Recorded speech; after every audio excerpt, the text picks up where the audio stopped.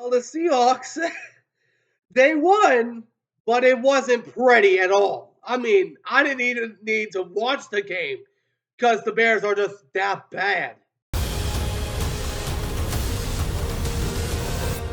Let's talk football.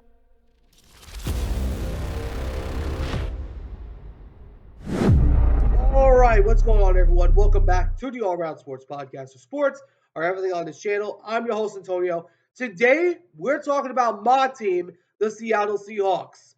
Oh my gosh, what an ugly game we saw last night. The Seahawks had an MLB or NHL like score of a final score of 6-3 against the Chicago Bears. It wasn't pretty, but hey, a win's a win.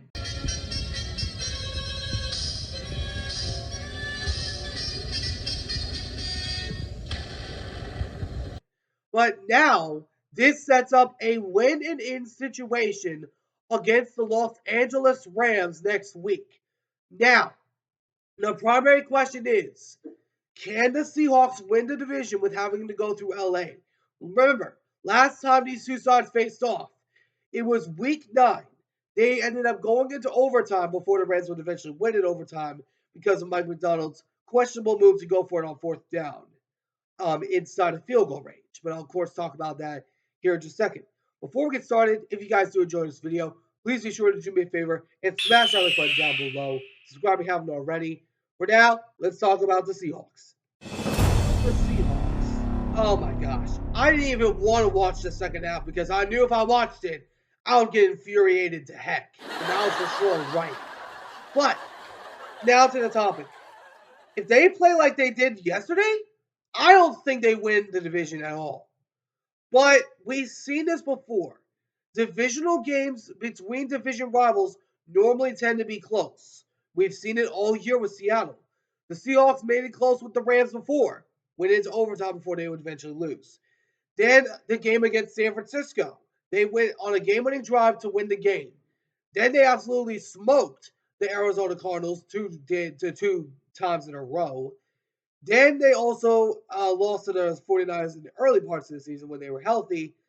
But the Seahawks, this team is just a frustrating team. This team just cannot learn on how to be consistent in the right way.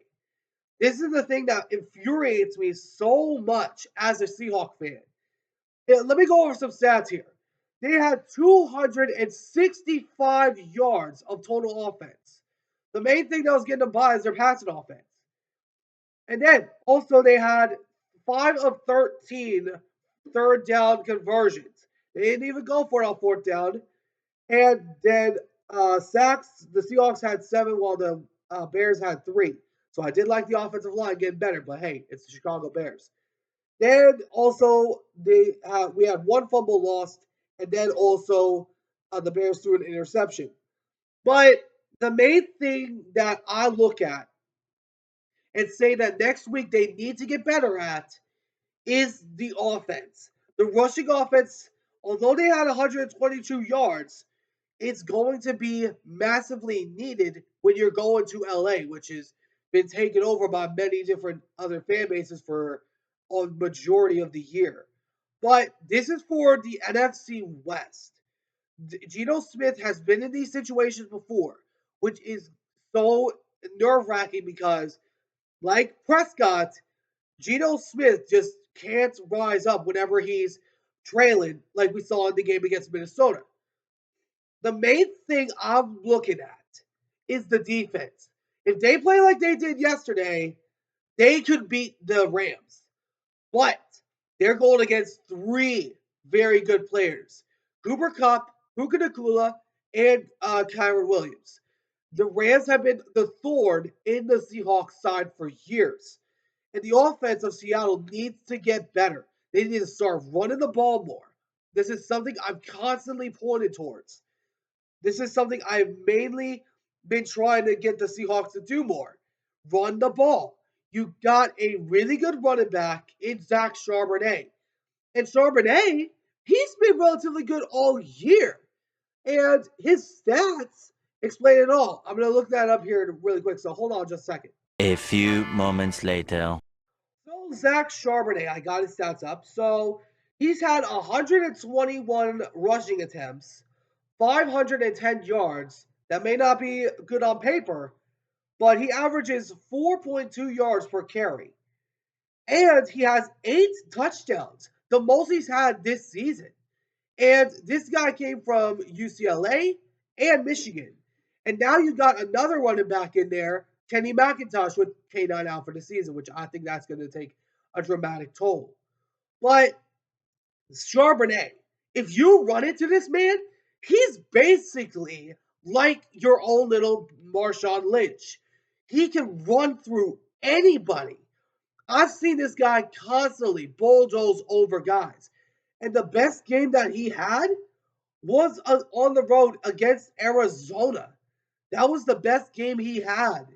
He had 134 yards that game with 2 touchdowns. That was the best game that he has ever had.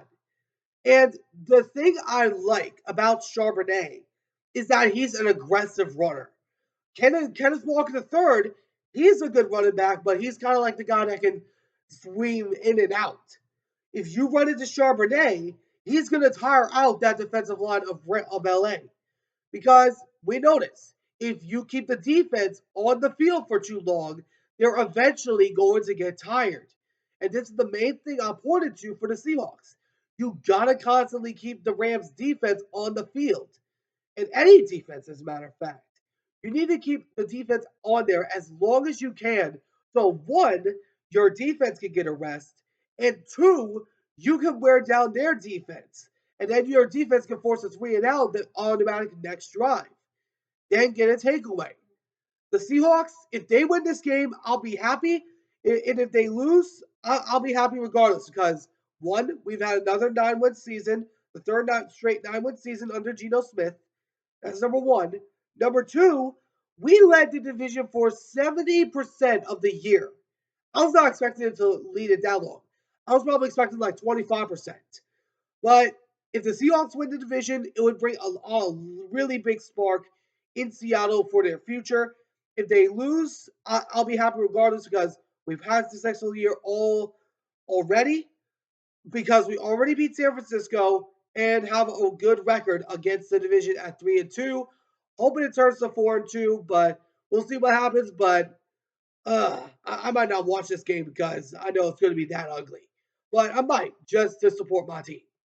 But let me know in the comments what you guys think. Do you guys think the Seahawks have a chance against the Rams? Which probably most people are going to say no, which I would agree with you. But the Seahawks, they need to get better at a lot of things, and they need to get better at it fast. Geno Smith has been put in these moments for years. And if he shines, then it might be something good to look at in the future. Although I don't think he's going to stay. But I hope you all enjoyed. If you did, please make sure to do me a favor and smash that like button down below. Subscribe if you haven't already. Till next time, I'll see you all in the next one. Ciao for now.